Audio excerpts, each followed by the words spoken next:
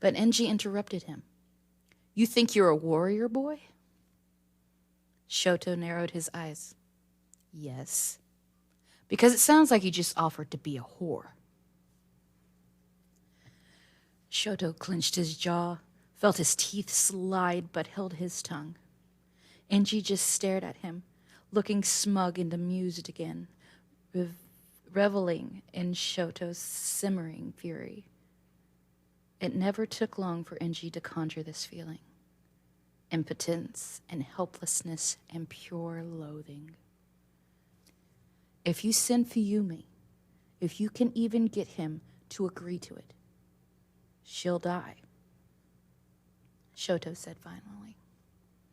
It was something of a gamble.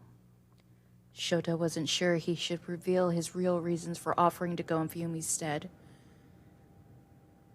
It was almost as likely as when Enji would send her just to spite him.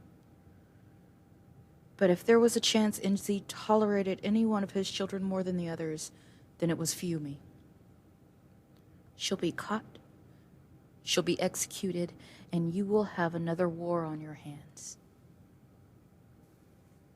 A shadow darkened Enji's brow.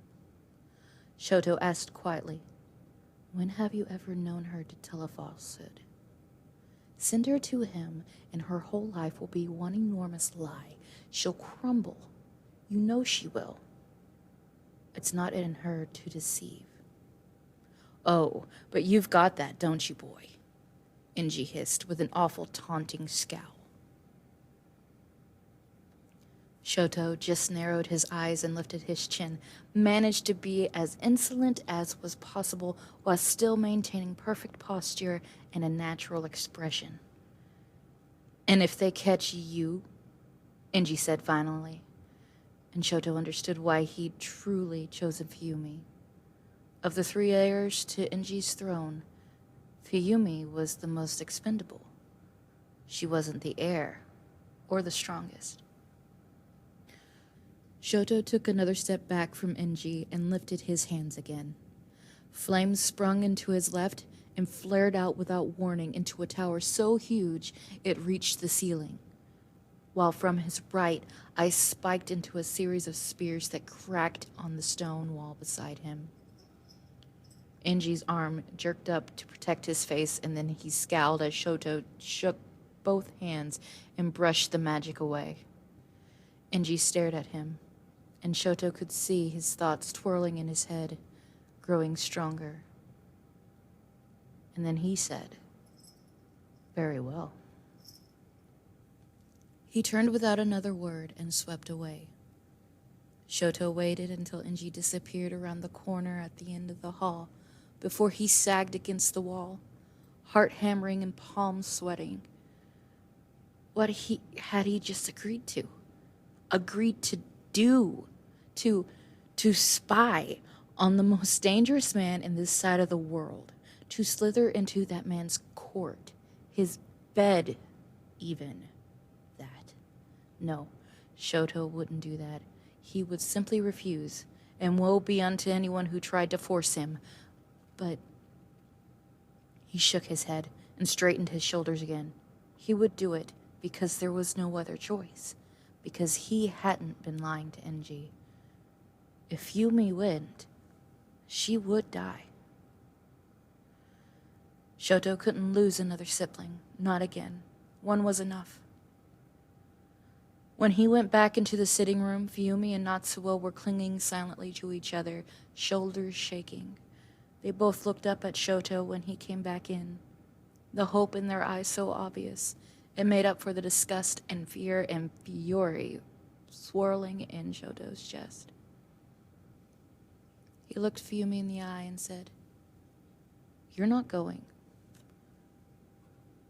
Fuyumi's eyes got wide, and she started sobbing. Natsuo said in disbelief, You talked him out of it? She won't have to go." Shoto shook his head. "She's not going," he said again. He wanted to keep it at that, but of course he couldn't. Of course they deserved to know. "I am." Fuyumi looked up at him in shock, suddenly going quiet. Natsuo actually reeled, leaning away from Shoto with his eyes wide and mouth open. "Shoto," Fumi whispered, bringing her hands to her mouth. "I'll be fine," Shoto said very quickly. "Safer than you," he added, giving her a pointed look. "Neither of you should have to go," Natsuo said vehemently. But that was all he said. All three of them knew once Inji had made up his mind about something, there was no talking him out of it. Someone was infiltrating the innermost circle of the barbarian court under the guise of marriage. Shoto was Fumi's only hope. Chapter 1, Part 2. As far as wedding parties went, this one was a very somber affair. Inji had negotiated to have the nuptials at the border of the two kingdoms, the place where the lush, rolling green fields of Shoto's home collided with the rough, rocky terrain of the outlands. The two parties stood facing each other. On one side, the Todorokis all sat in regal resplendence upon white horses, a line of well-dressed advisors and nobles behind them, and another 3 lines of soldiers behind them. On the other side was a miling party of barbarians, some atop horses, some not, all staring at the Todorokis' neat arrangement with suspicion. Shoto couldn't see any of them individually, really, but he noticed the way they were dressed. They wore several different types of barbarian garb, with competing types of ornament. This was to be expected, Shoto assumed. The true danger of the barbarian king, Katsuki Bakugo, was the way he had unified the tribes, seeking out, challenging, and beating each tribe leader in combat, one at a time, until he had the whole of the Outlands under control. Before that, he had never been a real threat to Inji and his reign. But now there were rumblings that the barbarian king wanted to turn his sights east, wanted to prove to the world over that he could conquer more than just a disconnected range of outland tribes. They had been waiting for far longer than was typical. Shoto was beginning to think maybe, just maybe, the barbarian king had decided he'd rather start a war than marry Prince Shoto. It was not to be, however. A sudden shadow darkened the sky, and Shoto looked up reflexively. His jaw dropped. Beside him, Fumi gasped, and Natsuo's horse startled. They had, of course, heard that King Katsuki Bakugo had a dragon, but Shoto hadn't really believed it was true. The beast was enormous, and so vividly red it almost hurt to look at. A huge gust of wind swept over all of them as it flapped its wings and began a slow and careful descent between the 2 lines of people. All the barbarians were cheering and screaming and whistling and just generally making fools of themselves. The soldiers and nobility on Shoto's side were all looking at each other for direction, faces pinched in uncertain fear. They only stayed still because Inji did.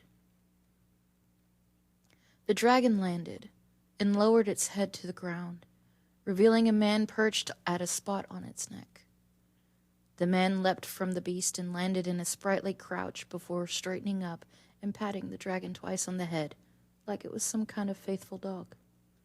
It sat there, red eyes trained upon the royal family, and didn't move.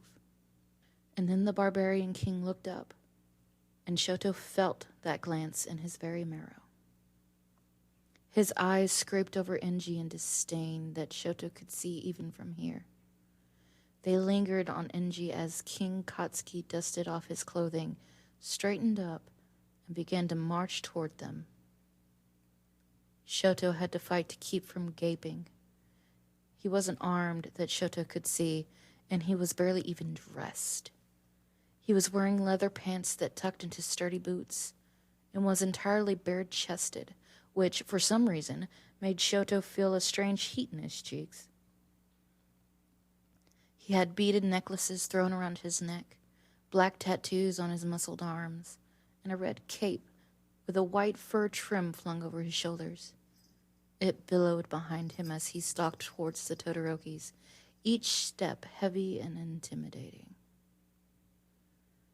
Shoto knew, he had been told, that the barbarian king was young, was only a few years older than Shoto himself, but that still hadn't prepared him for... He hadn't expected him to look nice, in a way, but he did. He had a rich luster to his messy, unstyled blonde hair, and even twisted up in a scowl, there was still something about his face. Shoto lifted his chin and swallowed.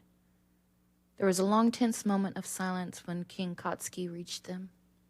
He stopped in front of Enji's horse, looked at Enji up and down, and then turned away almost dismissively. There was a rumble of shock that passed through the assembled members of Enji's court, but Shoto couldn't help the little bubble of satisfaction that burst in his belly. It was forgotten, however, when the barbarian king turned to Natsuo and pointed. 1. He walked down the line until he got to Fumi. 2. She blushed into her fan, and the barbarian king took a few more steps forward, halting